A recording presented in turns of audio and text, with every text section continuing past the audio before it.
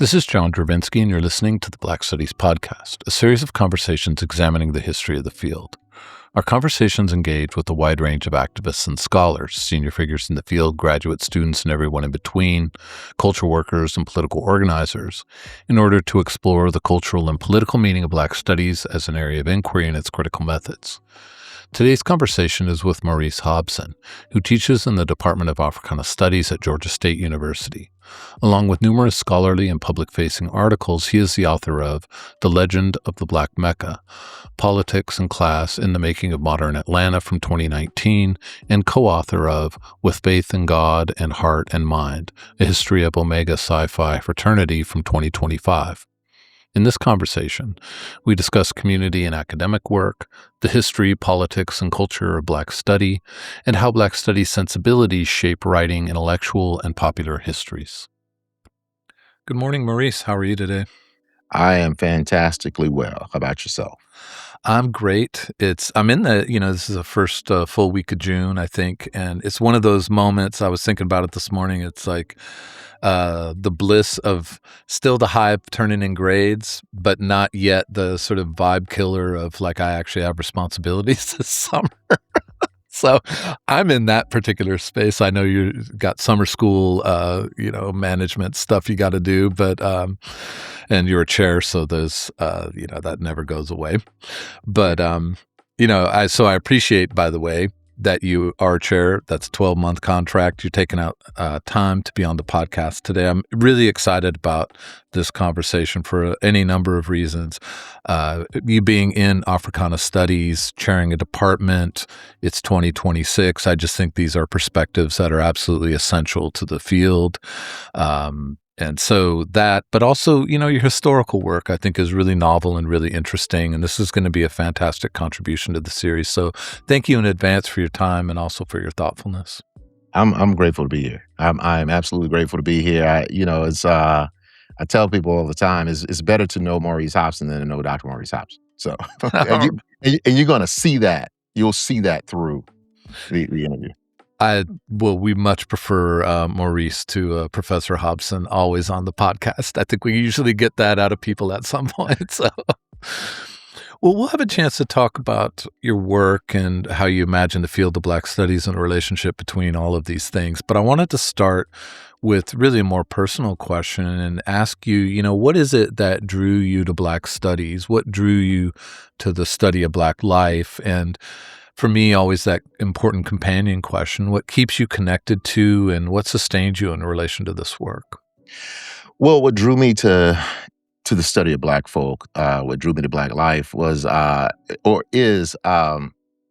am 10 generations in Black and Southern. And I grew up fully in the Black Southern tradition. And what I mean by the Black Southern tradition is not in the ways in which academia always frames it.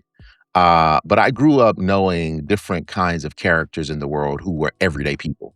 Bootleggers, number runners, hoodoo women, pimps, players, preachers, school teachers. And so, and the thing about it is, I was born in Mississippi. I was born in Jackson, Mississippi in the mid-1970s. And the thing about it is, all four of my grandparents had a third or sixth grade education. But they were considered in my world to be like they were the most powerful people that I knew. And, one of the things that my grandmother used to always say is that, I didn't have the education, but I raised all of my children and none of them went to jail. And so in saying all of that, I didn't realize growing up at the time that I really I truly grew up in Mississippi mud and Louisiana swamp water and Alabama air. I just didn't recognize that I'm sitting at the heart and soul of civil rights and the Civil War all at the same time. That, my father's family, the land that they owned, the farm that he grew up on was once inhabited by enslaved Africans. Like, it was just one of those things to where I'm really like one of those persons who I'm from the dirt. And so I actually went to college. I played college football at the University of Alabama at Birmingham. I went to college to be a medical doctor. I went to college to be an obstetrician gynecologist when I was growing up. The Cosby Show was it on Thursday night. and Heathcliff Huxtable. I mean, I know folks have a lot to say about Bill Cosby now. We're just talking about the show and the impact of the show Yeah. and a different world. And I wanted to be a medical doctor. I'd always done very well in science. My mother and father are both first generation college uh, graduates, and they met at Jackson State in Jackson, Mississippi. And so went to college to be a medical doctor. And I realized that I didn't like science enough to do all of the science to become a doctor. Hmm. Well, I did well in it, but I didn't like it enough. Uh, it didn't keep my interest. Mhm. And I was doing a lot of things in college. I mean, I was playing football. I pledged fraternity. I was kicking it. I was having a good time. And what happened for me is that I was learning the ways of Omega Psi Phi fraternity. I was online, and I was elected line president. And part of the reason I was elected line president is that I could always take historical and cultural and political things and outsmart my big brothers. So I guess what I'm saying is that if you are learning, if you have to learn a poem, for Langston Hughes, all right, The American Heartbreak. I was one of those kind of persons to where I could kind of talk when the big brothers would get hot. I could talk the politics of Langston Hughes. I could talk the historical aspect of Langston Hughes and the cultural aspect. And what it did is it just demonstrated to me that, you have a real gift in terms of making the connections between history, politics, and culture. And I leaned into it. I mean, after I crossed Omega Psi Phi, I really enjoyed taking classes on Black folk. I really enjoyed taking history classes. Growing up in Alabama was one of the most fertile places to really study history because I grew up in Selma, went to college in Birmingham. Um, and I mean, the Black New South theoretical framework comes from Selma and Birmingham. It's a whole thing. And so, in saying all of that, what drew me to it is that I just didn't realize that I had grown up in the belly of the beast. Hmm. I never openly felt racism growing up. I grew up in very Black communities. I grew up in Alabama Black Belt. All of my teachers were Black. The judges were Black. There were some issues that took place in the city of Selma when I was growing up. But like, I never felt less than. I never felt mistreated. Always felt loved and encouraged and affirmed. So that's what really drew me into Black life. Is I had an opportunity. I just knew and understood Black people. I, Mhm. I just I could walk in any situation and be like, man, I know this Black person. Mhm. so so that's what it was. How'd that end up, connecting to, or what was that moment of the discovery of Black studies for you?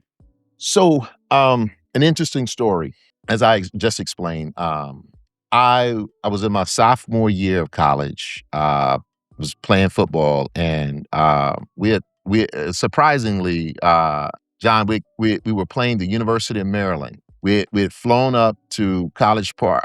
We'd flown up to Baltimore and took a bus to College Park, Maryland. And in the tradition of the football program that I played for, is on Friday night we would have to go and watch a movie just to kind of get our minds like kind of off the game and kind of relax. And in the fall of 1995, my older brother went to Howard University, and I had an off week my freshman year, and I go up to the Million Man March, and I was Hmm. put in the doghouse with the coaches because I didn't stay around and do some voluntary practice because I went to the Million Man March. And Interesting. one of the things that kind of came about like how people knew me on the football team is they were like, he's a great student. He's always where he's supposed to be, but he's more interested in social issues than he is in playing football. And you got to Mhm. understand, I mean, my father was a college professor, my mother a school teacher, so I always knew I was going to college. So they couldn't dangle football in my face like they could other folks. Yeah. And so while in College Park, Maryland, the movie A Time to Kill was debuting, and my uncle had this kind of extra role in the movie A Time to Kill. John Grisham's A Time to Kill movie with Samuel L. Jackson and Matthew McConaughey. And instead of going to see one of the more, kind of bird movies, I'd go and see A Time to Kill because I got this possibility to probably see my uncle. Mhm. And I like civil rights. And it's in that movie. It was the day Tupac died.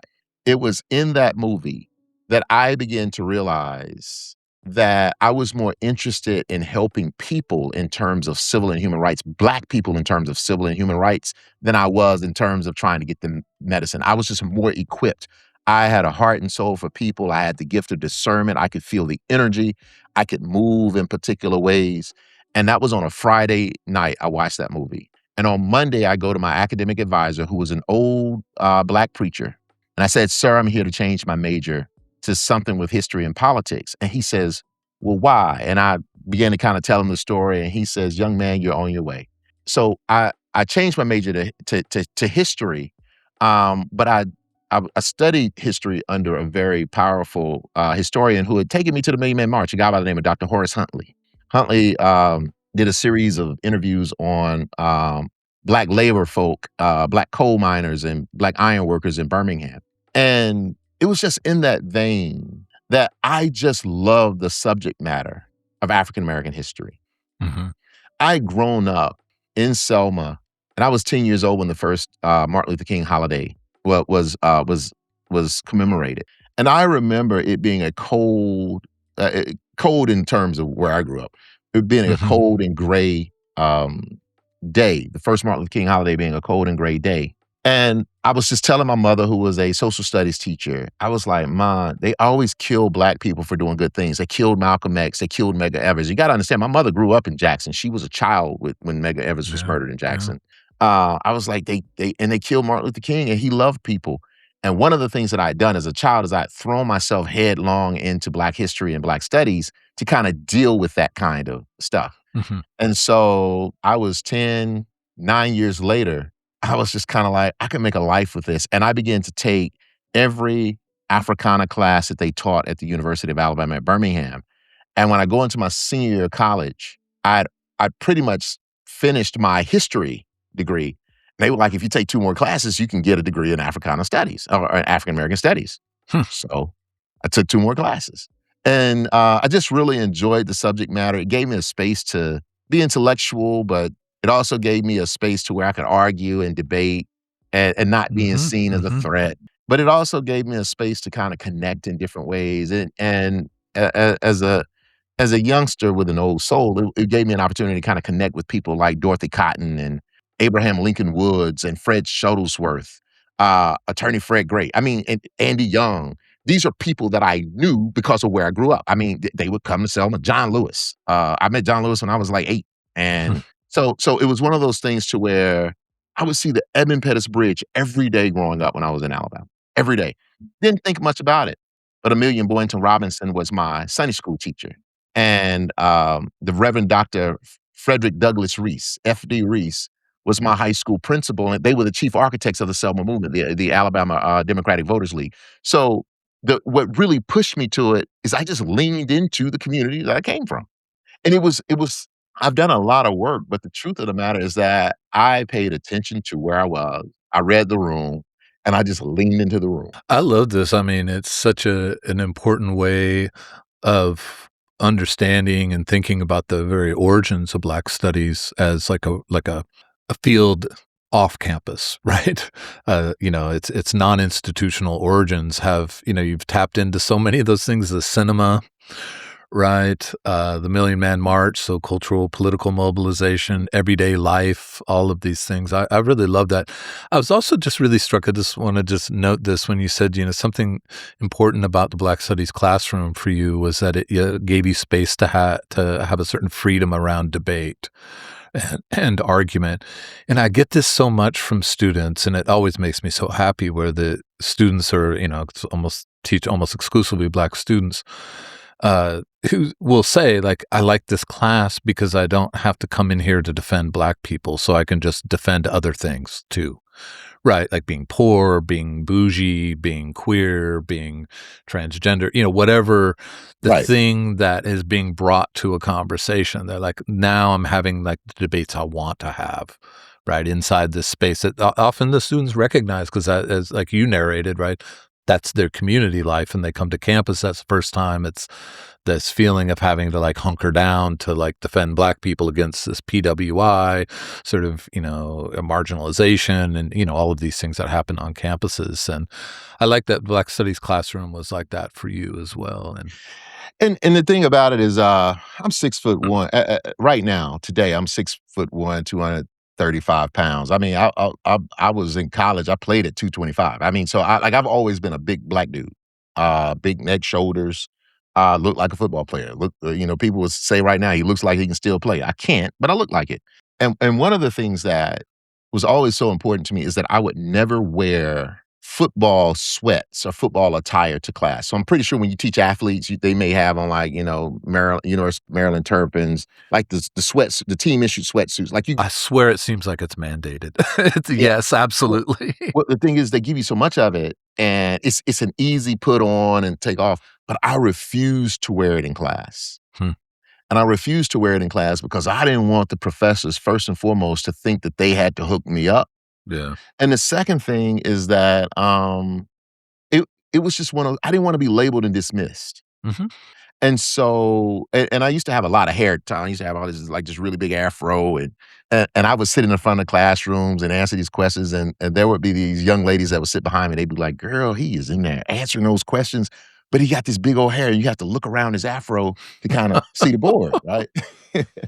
um, that's out but of a great film, by the way. You should make a yeah, film about this moment.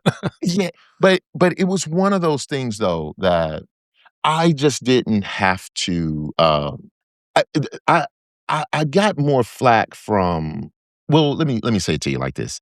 The fact that I was like this football player who's a decent football player. I mean, I would get catches and make plays and do all kind of different things. So, I got quite a bit of playing time. Who was fully engaged. And I'm giving you the perspective on like my body size and body politics because like I could argue in a classroom and nobody think I was going to beat them up.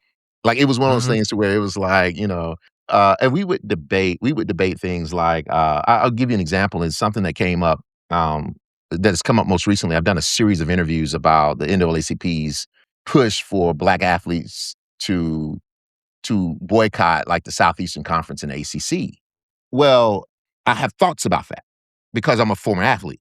mhm, Um, but one of the things that I would often hear when I was in school is that there would be non-athletes that would say things like, "Well, Maurice, you're on a full ride and whatever, whatnot." And I was like, "I'm not on a full ride. Nobody's giving me anything." I was like, "I have to be up at like 5:30 in the morning. I have to go to treatment at 6 to ice and do all the stuff. I have to do my workout by 8." I was like, then I have to be done with all of my classes by 12:30 so that I can go to practice. And then, you have meetings after practice. I was just kind of like, I mean, like, I'm doing double duty when it comes to this. And, they sell you on the fact that, oh, yeah, it's a full ride and yeah, you're on a team and whatever, whatnot. But, they didn't give me anything. And, mhm, but I enjoyed playing the game. And so to be able to have those kind of debates and people would respect it. I'm talking about they would be like, well, I hear what you're saying. And, so I have I made a lot of friends outside of the athletes that you spend a lot of time with. And I mean, I was hanging out on the yard. I mean, like I said, I played fraternity in college. And so, did some work with the Black Student Action Coalition. So, I was engaged, mhm. which when I finished playing football, one of the things that was said about me when I looked at the NFL scouts is they said he's easily distracted. He's not a football player. He can get distracted by other things. Hey, that's true. Because when it was time to be done playing, I was done playing. So Yeah, being distracted by books and debates and ideas. This is the professor dream. Um, I will say I have another question that I think follows right from this, but I just have to confess that as somebody who went to University of Memphis at the time when on the basketball side of things, UAB had very negative kind of resonance. I'm holding back all kinds of feelings. well, I don't say I it. don't know if Gene Bartow's sort Yeah, of stuff, yeah, and yeah. and Larry Finch, carried over, to your era, but I was Well, like, well "Oh, so, man, this so was still bitter back then." so Gene Bartow was athletic director when I signed my scholarship. Like Oh, so, okay. Gene Bartow, he was an old man. Then his son Murray Bartow became basketball coach like my sophomore year. And Gene, yeah, Thorn yeah. in Memphis State side, man. Yeah, I'm talking about Memphis. It was Memphis State at the time, then it turned to University of Memphis, and there was never any love. We would play the University of Memphis in football. There was never love between the 2. Straight up Highway 22 now. It used to be Highway 78, and you go up the old Bankhead Highway. Now, yeah, it was no love between the 2 schools. Yeah. No, I may have put in some time booing at the, pyramid, when That's UAB cool. came, and those were back in the day with Penny Hardaway, so there were some Yeah, beat downs. Memphis State at the time was yeah, putting on UAB, and I loved every point, but yeah. Penny Hardaway was a heck of a basketball player. Memphis is one of Memphis's best. So Those were good old days. Yeah, you're talking about hairs back when I had more hair as well, but anyway, sorry, a little, sidetrack. Um, well, let me back up and, not back up, but sort of pull back and ask a big question and ask you about Black studies in particular, and really asking you what that portrait is that you work with. How do you imagine the field of Black studies? And I always ask this in the context of its founding, which had a tension built into it. The founding of the field of Black studies was part a demand by students that there be a place to study Black intellectual life, that traditional disciplines had not done this kind of work, and Black studies would be and has been that place where the Black intellectual tradition is sustained and furthered, studied, deepened, and all of that. But in the late 1960s, early 1970s, at the origins of the field, is a moment of the radicalization of Black liberation struggle, where some of these boundaries between a campus and a community, between classrooms, books, ideas, and mobilization, activism, political prescription, these boundaries are really getting contested and blurred. And so I think we inherit that today in terms of the commitment in the field of Black studies to a certain kind of politics around Black liberation. And I think there's a tension there between the intellectual life of Black studies and the political life of Black studies. And sort of thinking in that context, what is the portrait of the field that you work with that guides you, that grounds you as a Black studies professor? So this is a great question, John. I am in the academy, but not of it. I do not perform academically. Meaning, I am not the person who will sit around and say all the buzzwords to be in the in crowd, academia or anywhere else. Mhm. And I'm going to give you an example of what I mean in just a second. What grounds me is that I always try to give the scholarship that I produce back to the people. And I'm talking about the least of these people. I stated that my grandparents were a formidable force in my life. And this is just a very small anecdote. My grandmother uh, lived in an area of Jackson, Mississippi, in West Jackson, Mississippi, called Cleary Street, and it was like a whole series of shanty houses. I mean, like I grew up understanding poverty, and I wasn't poor, but my family lived in poverty, and my parents made a pact and said we will never shun where we're from. And so I would spend summers with my grandparents, right? And in 2008, I had a cousin to get killed by the police in Jackson, Mississippi. My grandmother raised him.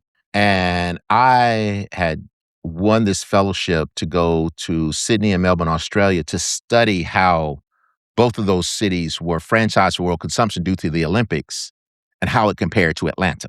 So I go from Champaign-Urbana to Mississippi to tell my grandmother, like, I can't come to the funeral, but I'm coming to check on you. And she looks at me and she says, what do you have to do that's so important that you got to go way over to Australia and miss your cousin's funeral? And she would always say to myself and my older brother who played football at Howard, she would say, why do you all keep going to school? Like, why don't you just play football? Like, go and make money playing football, and this is where I'm going with this. I used to send her chapters of my dissertation, and what because I wanted her to see what I was doing. I was probably being a smartass too, but I wanted her to see what I was doing. And one day I called her and I said, "Well, Grandma, have you been reading what I sent you?" She says, "Yes, baby." She says, "You've been using all of those big old words." And this is her okay. She says, "You have been using all those big old words to say that the rich Negroes were mistreating the poor Negroes." She didn't say it like that. She didn't use Negro. But she was like, "You don't have to use those big old words to make people understand what you're doing." And what I'm saying to you is that I think that the field of Black studies has to be given back to the people for them to use as intel to stay free. Mm. So I am not the kind of person who sits around and writes books for academics. I am not the person who writes scholarship for academics. I pride myself in being able to move and shake amongst the least of these. A lot of times we get caught up in conversations around class dynamics and whatever, whatnot. And what most academics miss is they'll often think of when we start talking about class dynamics, and if they use some aspect of Marxism, as you have the elite, the bourgeois, the petty bourgeois, the lumpen. And I always had to kind of tell them, like, you make an assumption about me that I come from the lumpen that I come from the proletariat when I come from the lumpen proletariat. Like, I know actual people like that. But those are the lumpen proletariats that I know, the informal economies that I know are the smartest people that I've ever met. And so what I'm saying is that I have this ability to be able to move amongst people you talk about the field of Black studies. One of the best teachers of how Black studies works was someone who was not in the field of Black studies. He was a scientist. It was my own father.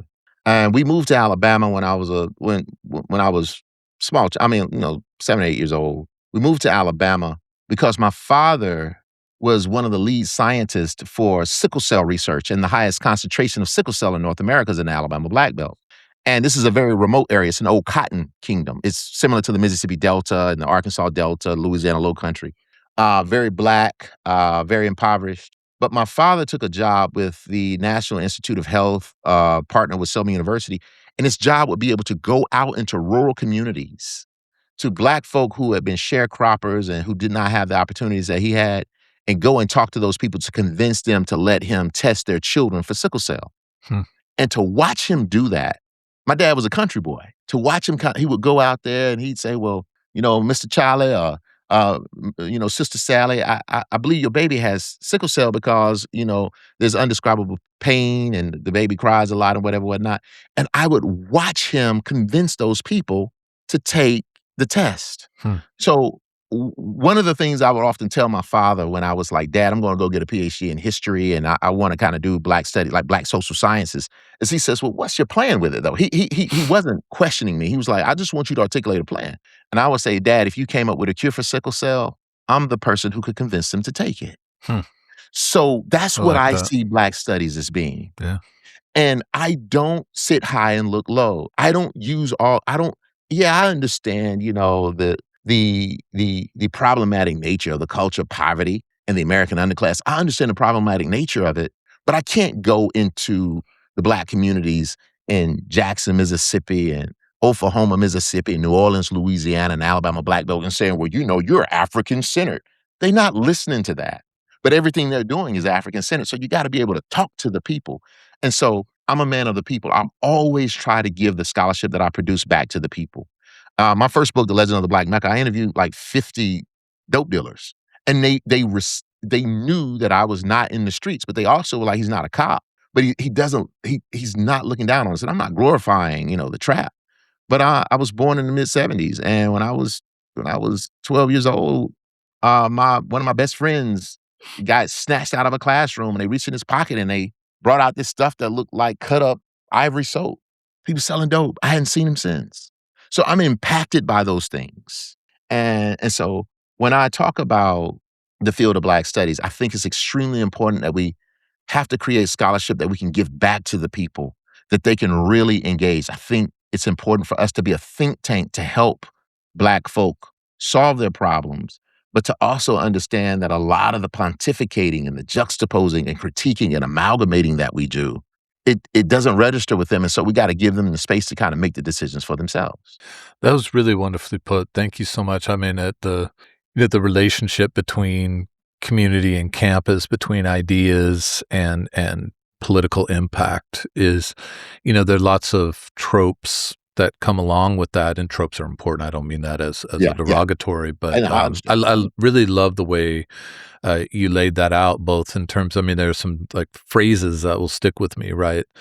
Like intel that's essential to getting free. I really love that, especially because Intel has a kind of, I mean, it's information, it's analysis, it's insight, but it's also Intel is like something that has almost like a little underground subversive vibe But to it. it I I I believe in weaponizing Black history. I mean, I am a protector by nature. I make no ifs, ands, or buts about it. I will always protect my family. I mean, it doesn't matter who it is. And so I'm one of those kind of persons to where like I try to use everything at my disposal to Mhm. make sure that there's some aspect of safety with I mean, my if I just start with my family, my wife and my son and my mother and, um, I feel like if I can keep them safe and some modicum of happiness and freedom, I think they will bleed out into the rest of the world. If you really believe in humanity, Yeah. it's one of those things. So it's not a high. I don't have this kind of highbrow kind of thing. It's just real basic.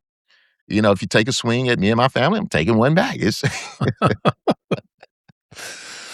Well, let me ask you about your research a little bit. Yeah, that was concisely put as well. I like that. A similar value system here. Um, so I want to ask you about your work in relation to Black studies. You know, you've talked a bit about it. You know that you're interested in political history and cultural studies, and oral historical and ethnographic methods that are a part of that.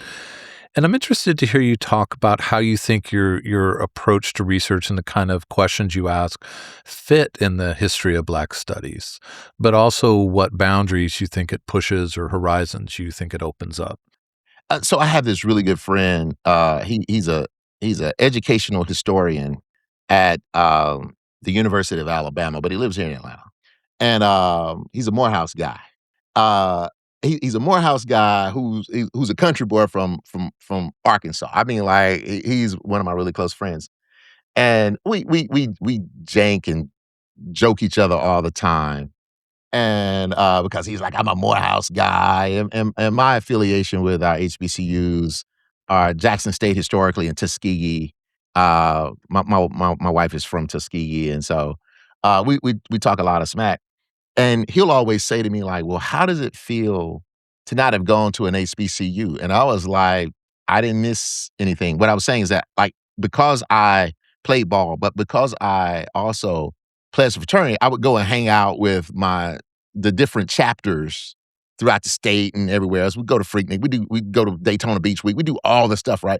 So I was like, I was always in lockstep with people. And one of the things that my friend always says about me, he says, "One thing about Maurice Hobson is all the Maurice Hobsons show up at the same time." And so your question is that I can seamlessly move between different tracks of thought. Like as the historian, what's the method? What's the theoretical framework? But then you start talking cultural studies, like there's an aesthetic aspect of it, but what does it mean to the people? What's the popular political sentiment of the people?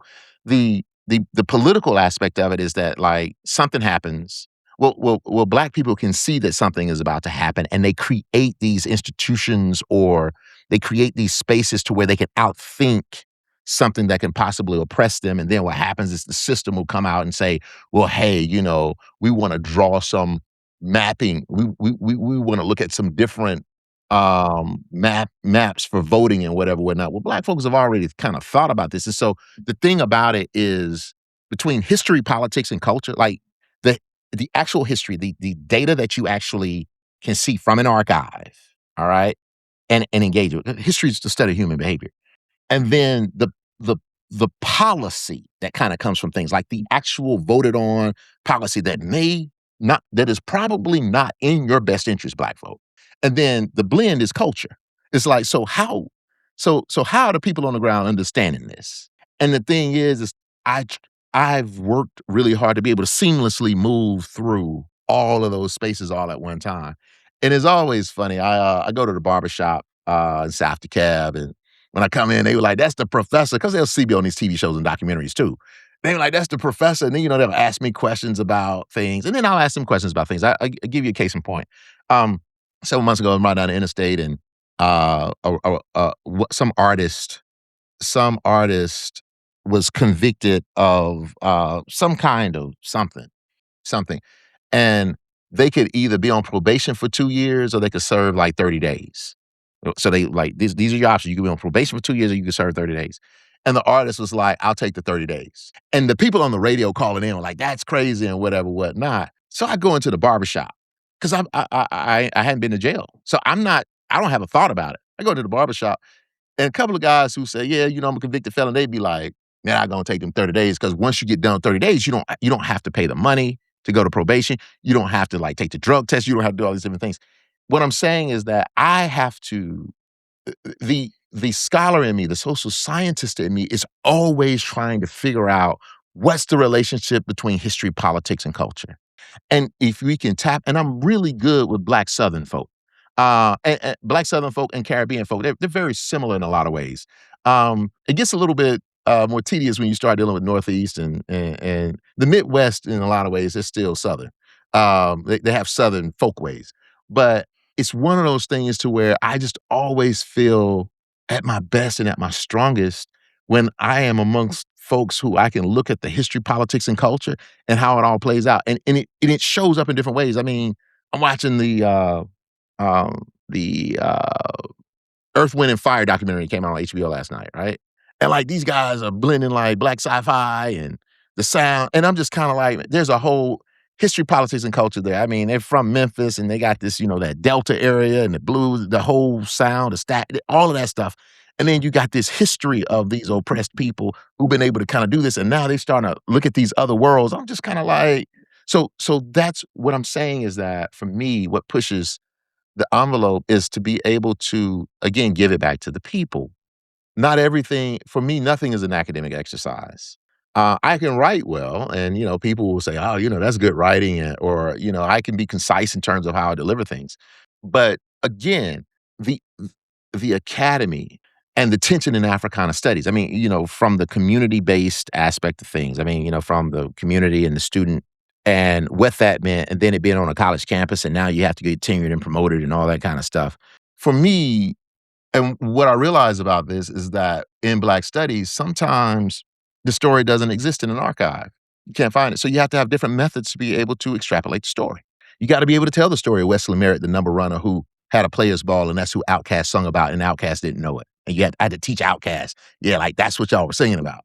We have to know about how Wesley Merritt who was a number runner and considered to be a criminal amongst from the system perspective, how he was seen as a real stand-up guy. He was a deacon in church, and he fed the poor, he buried the dead, he made sure children were able to go to school, and he had a good friend by the name of Buck Benny, and we both know who Buck Benny is, but you wouldn't know him as Buck Benny. He was known as Buck Benny in the community, but he was Dr. Benjamin Elijah Mays. Like, people don't understand that there are layers to this thing, and when you're Black and Southern, and I'm a Gen Xer, and you come of a generation where my parents were boomers and my grandparents were part of that silent generation, you realize that my parents and my grandparents taught me the old ways of Black living, and I had to operate in a new way. So it's blending all Mm, kinds of mhm. things, and so I hope I answered that. Yeah, yeah. Yeah, I hope I'm answering that.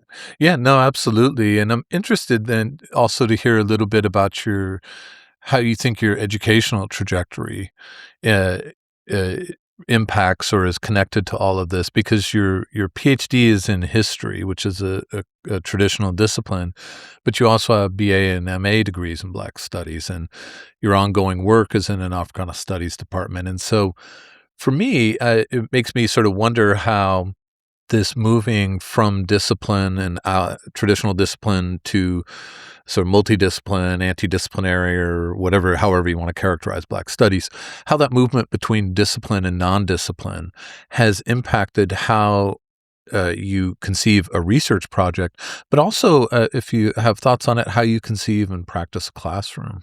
So, you're right. I have, my undergrad is in history and in Africana studies. My master's is in Africana American studies and Africana studies.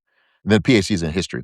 The interesting thing about I did my PhD at the University of Illinois at Urbana-Champaign, and, it was the most interdisciplinary history department ever. They would encourage you to take methods in other, areas. Oh, wow, it's And great. so yeah, and they didn't sit high and look low because, the University of Illinois has a very strong labor component to its history department. Mm, And, so that included, aspects of, sociology and, politics and all kind of different things. Well, while at Illinois, I was able to take classes with the likes of really great scholars. I was trained in multiple disciplines. So I took a methods course in political science, political scientific methodology, economics. I took a course called immersion journalism, but it was really it's oral history, but it was taught by a Black Pulitzer Prize winning journalist by the name of Leon Dash. And one of the things that Dash was teaching us is that he taught us how to profile people. mm, Like, I mean, like FBI like when you sit down and talk to people, you start noticing things about them in particular interesting. ways. And you would have to do these interviews. You would find one person for the semester, and you would do a series of 8 interviews, and you look at the first interview and you look at the 8th interview and see the difference between how in engaging with someone, how they'll open up and take the mask off and do different things. And so the thing about it is, while I have a PhD in history and the discipline of it, I mean, like one of the things I love about history is I'm a bloodhound. If it's in an archive, I can find it. If it's out there, I can find a paper trail. But sometimes when it's not there, you gotta be able to talk to people, and so that oral history class worked. Or if there's a political issue that's on the books and you see something that's going on, so you gotta be able to understand the popular political sentiment, but you gotta be able to profile the different folks that you're engaging to be able to say, well, they're more likely gonna lean left and this side is gonna more likely lean right, and be able to make sense of all of it. And not to say what impacts all of Black people, but to figure out what the sentiment of Black folk would be. I'm talking about when it's all said and done. Yeah. And sometimes you can't do that. And so the thing about it is I would and I will say this, 22, 23 years ago when I started my PhD, there were not a lot of Black studies programs running PhDs. And so interestingly, when I did my master's degree at the University of Alabama, I studied under a guy by the name of Amilcar Shabazz. And I was telling you earlier, that's how I ended up in Amherst, is that Amilcar Shabazz was my master's thesis advisor, and he was department chair for the W.B. Du Bois Department of Afro-American Studies. Sorry to interrupt you real quick, but I've been trying to get Amilcar on this series. And I was like, I'm just busy right now. I'll get to you. I'll get to you. So, because I knew him, of course, from all that time in Amherst, I'm like, if you're listening to this, come on, you got to get on the podcast. This is the final sign. So, yes. Yeah. Well, I'll encourage. So this is the thing.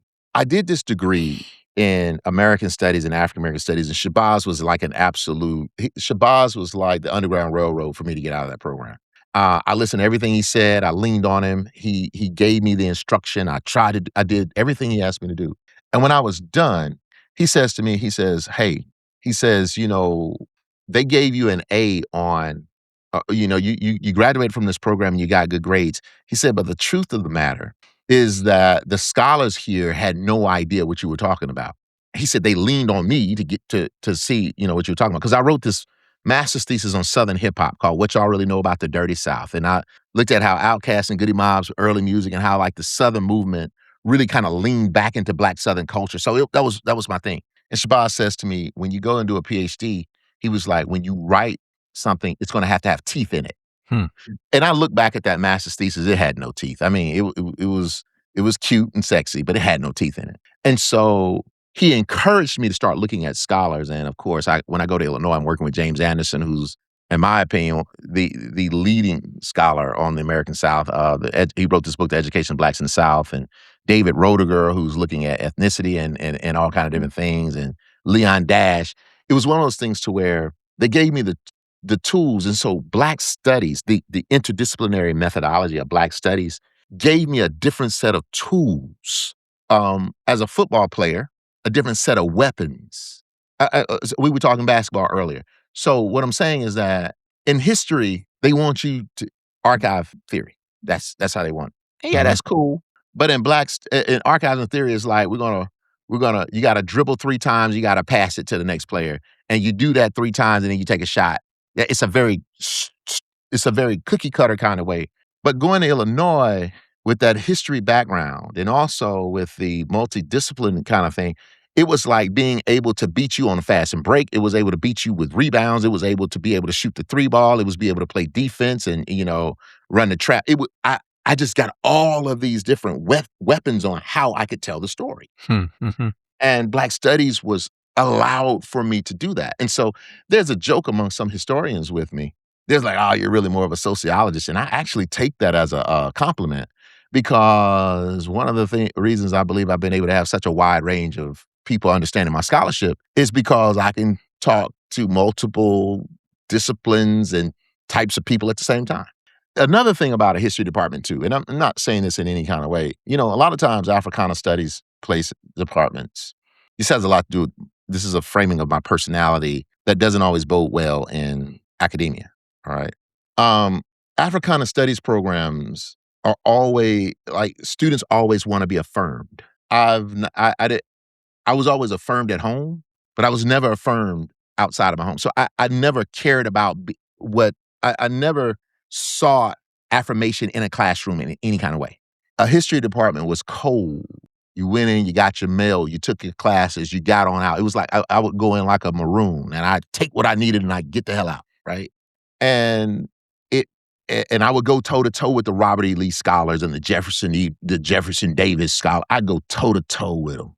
kick that ass. And I would often think about when Du Bois wrote in The Souls of Black Folks, the sky was always bluest when I beat my colleagues in a foot race, or I beat them in a spelling test, or I just beat their stringy heads. So what I'm saying is that, like, when I talk about weaponizing Black history and when I talked about having weapons as methodology, like, there's an aspect of me that's built for warfare when it comes to this too. And I'm not saying that I don't, like, I ain't beat nobody up in the academy, but sometimes I feel that that history department prepared for me to go into hostile situations in particular ways Mhm. and not give a damn about what someone thinks or hostilities. Like, it's all hostile. It's a really great testimony to the program there at Illinois, so, that's it's a good I mean, it's, they They have were hostile though, but I mean, it was what it was. yeah, I mean, it's funny, we've had a bunch of people from African American studies there at Illinois on, and, so this is a nice, sort of portrait of, the possibilities, at least historically, hopefully still true in the history department there as well. Uh So let me shift a little bit then. Two final questions for you. The first one, looking at the field of Black studies historically, what do you think the field has done well, and what do you think it has not done particularly well? Well, what I think that what has done well in the earlier years is that we kept Black folk at the center. Okay, we always kept Black life at the center of it. How Black people are engaging. When I think about when we start talking about Black studies, like I was watching something that was dealing with Kenneth B. Clark most recently, the doll test, and there was a book that was written, Race in Our Child, or something like that. Though we Black studies became a place where intellectuals could come together and really engage, right? Du Bois's the new documentary on Du Bois.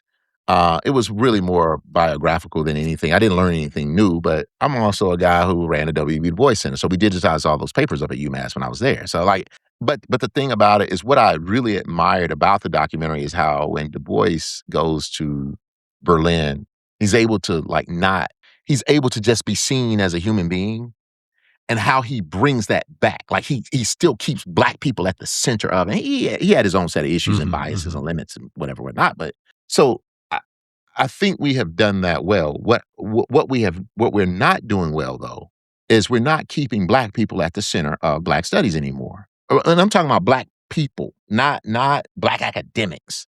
One of the critiques I've seen is that we do a lot of studying of ourselves.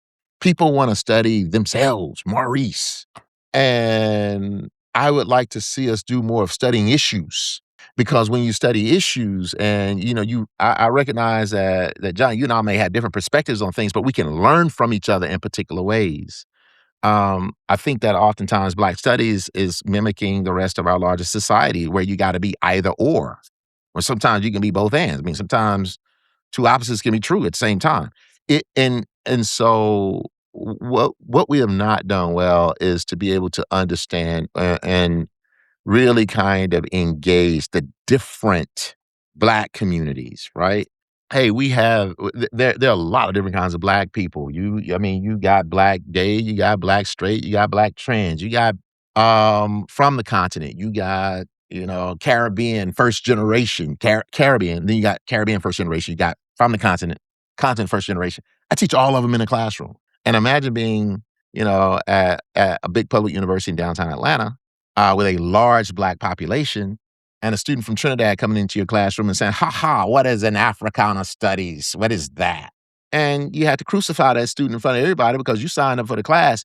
And when you do it though, in the classroom, if you're really a thoughtful teacher and engaging them in the pedagogical aspects of things or how people understand things, once that Trinidadian student is able to see themselves within the context of Africana studies and the larger Black conversation, they become the best student. I'll give you a real example. I was teaching I had a couple of Jamaican American, first generation Jamaican immigrant students in my class, and they were like, "Ha ha ha! What is Black studies?" And one of the things I'll always do is I will kind of put things out there on the front end of the class and say, listen, I recognize that there are different kinds of Black folks in this classroom, and not all of them are Black people. either. I'm talking about like, we teach a, a lot of different kinds of students. It's like I recognize that a different kind of black folk. First and foremost, Africana Studies is not a course for black people. It's a course about black people. But there are different kinds of black folks. So the Africans and the Caribbean will often kind of beef, and there's a tension to where they look down their nose at black Americans. And I will put that out there. Like I will say it like, yeah, we know what you think. Like I'm black American. Like we know what you think. And it's funny because the students will kind of smirk because they're like, damn, we didn't realize that we were acting like that. But then what I'll do is we'll talk about the Georgia, South Carolina low country, the Geechee Gullah. And I show them this old film. After we read Lorenzo Dow Turner and we read Talking and Testifying by Geneva Smitherman, we'll kind of get into this conversation. And what they're able to see is that the Geechee Gullah language that is spoken in South Carolina and Georgia is similar to Patois or Haitian Creole. They're like, oh, we and the food we eat is very similar, and the expression in terms of cosmology and our funeral rites are very similar, how we raise our children. And they're like, we were dropped off at different spots. And it's like, yeah. And then, whether the blues coming out of the Mississippi Delta or, like when they begin to kind of see, I was like, yeah, we've always been creating. I always say black folk have been black. You know what I'm saying? And so in saying all of that, we have to keep black life at the center of it. I don't think we do that very well. And we have to start studying bigger things than just ourselves. And I guess what I'm saying is I'm a black man with natural hair, so I want to study black men with natural hair versus black men with permed hair because I'm a black man with natural hair and I'm more woke. This was an actual conversation I had with a student. I'm more woke because somebody with chemicals in their hair is not. And I'm like, you don't know why these people are putting chemicals in their hair. You know what I'm saying? Like, you should sit down and talk with them and see what's going on. There could be a series of other things going on there. Has nothing to do with politics or identity. And so I think that's where we are. Yeah, talking about the sort of diversity of blackness in the classroom. I just finished my 6th year at University of Maryland, and students are by and large drawn from the DC area, and just what the black means in the Black Studies classroom here is incredibly complicated, that with craft and attention and honesty and bluntness and debate and all these things that you've been talking about, throughout this podcast, become such a rich experience of the future of Black studies. I mean, what does it mean for, Eritrean students to be in a Black studies classroom alongside African American from Baltimore, alongside a Nigerian immigrant? And so all of these things, which are both connected to the past of Black studies, which has always had the language of Pan-African, right? But what it means to actually have it in the classroom, where, as you put it, there's some dispute about whether or not what we're talking about in the class and the field has anything to do with them. I will just say, you didn't quite say it, or maybe you did, and I didn't quite read between the lines, but there's always this, like, how do you have such strong thoughts on what Black studies is when this is your first class? Like, right. It's wild. So I didn't explicitly say it, but like, that's why I said I had to crucify the student. Like, you have to make the student kind of know and understand, like, you're in the classroom. Yeah, exactly. Like, and it's one of those things to where after we go through the syllabus on the first day of class, I will kind of explain to students who I am. And what's interesting is that I have a world-renowned reputation outside of class for all of the TV shows and documentaries, and they'll be like, "Oh, he's a professor at Georgia State," and the students will come into the classroom thinking that they're going to be the next Spike Lee or the next, Pharrell. They come in like, oh, I'm trying to come in and do all this kind of stuff. And I was just, and I want to do it like you do it. And how were you able to do it? And I was like, I worked hard, meaning like I studied to show myself approved. Part of the reason I have the 14 documentaries and the 7 TV shows and all the podcasts is because history is content too. And so, Fight Night and $1 Million Heist, I'm the content guy for that. Like I bring it, and I was like, it's history. It's a written history that you put on the screen. That's what makes Black studies be more palatable. And this is, it sounds like it's going to segue into the last question, but it's one of those things to where, like, you have to give it back to the people. John, you and I both know that the students don't read like they should. They don't study like they should, and I'm not saying that they're It's not just my students. yeah, yeah. I'm not saying that they're lazy. I think it's the quality of life too. I think that, you have a lot of students Absolutely. who work, they have bills, they have all ki when I went to college, I mean, you walk for the first year, my parents never bought me a car, like you had to buy your own car kind of situation.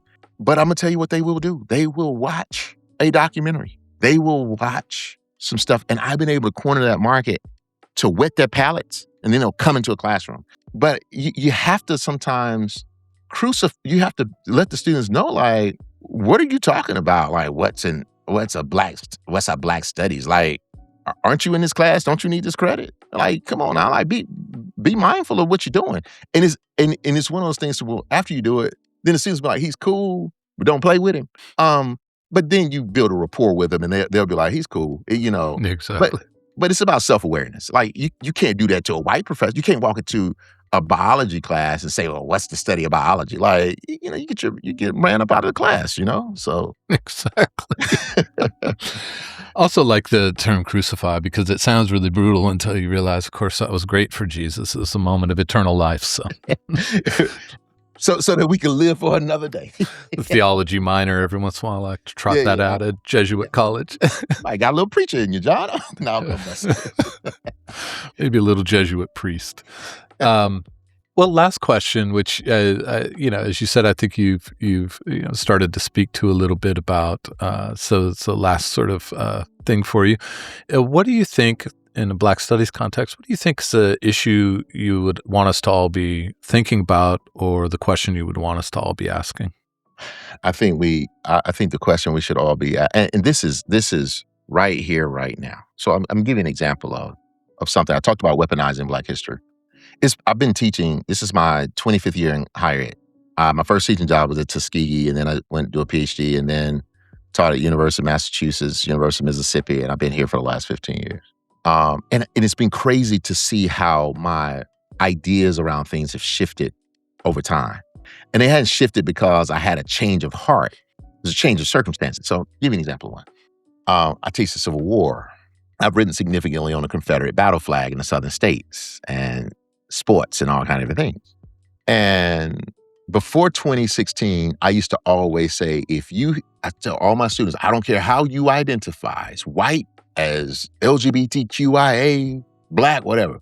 If you hear somebody say states' rights, run as fast as you can away from them. And then 2016 takes place, and there's an elected of this president. And I had worked significantly with State Senator, and President Obama. When State Senator and Senator Obama were running for election, I ran Camp Obama in Champaign County, Illinois. So I got a chance to kind of really work with him. None of the civil rights stuff really meant anything to me.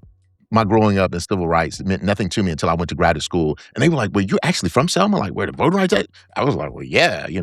But in saying that, one day I got a call, and it was a call from some high-ranking Democrats, and I was brought in as a consultant to get on a private jet and to fly out to LA to work with Gavin Newsom and Eric Holder to weaponize states' rights against a federal despot. So I had to shift my mind. I had to shift my thinking. All right. And because, historically, it would be the federal government that would really that would oftentimes act like they were working on behalf of Black folk. Well, when you get somebody in who's trying to roll back all civil rights and whatever, you now have to protect yourself from the state level. So, like, we had to kind of shift our minds. And where I'm coming from with that is that we have to start asking ourselves in our classrooms and in our scholarship and what we do in public is, how is what we're doing going to keep us free? That's the question. Will my almost 12-year-old son be able to be free, or will he be a second-class citizen? And we shouldn't push our children or sacrifice our children to shore up the failures that we've made. There's a scripture in the Bible that says the children's teeth sit on edge because their fathers ate sour grapes. And so I would like to believe that for future generations, I don't care if you have children or not or whatever, what are we doing in Black Studies that is going to make sure that we are going to serve the purpose of keeping our people making sure that we have agents of change, that we fight oppression, because the self-promoting, studying myself, it's time out for all of that. Like we gotta put our shit on the line. And we gotta really be able to use the scholarship because when you put us all together, we can outthink. They may have money, but they don't have the brain. It's one of those kind of things like we can outthink certain situations. And so that's what I would love to see the field do more of. There's some that are doing it. I love that. That's a really wonderful place to wrap up, and it's a very deep and urgent and very material, like in terms of emotions, body, money, employment, politics, across the board material kind of question you put in front of us. So I appreciate that as a way of wrapping this up. And this has just been a fantastic conversation, Maurice. I appreciate your time so much, but your thoughtfulness and seriousness throughout this podcast. This is really going to be a fantastic contribution. Thank you for that. I appreciate it, man. I'm grateful that you thought of me, and I'm grateful that you circled back around. And I was like, well, I know, I wasn't. I'm a real kind of down home kind of guy. So like when I sent you the email, like, yeah, I responded. I was like, I just thought y'all had gone a different direction. You were like, nah.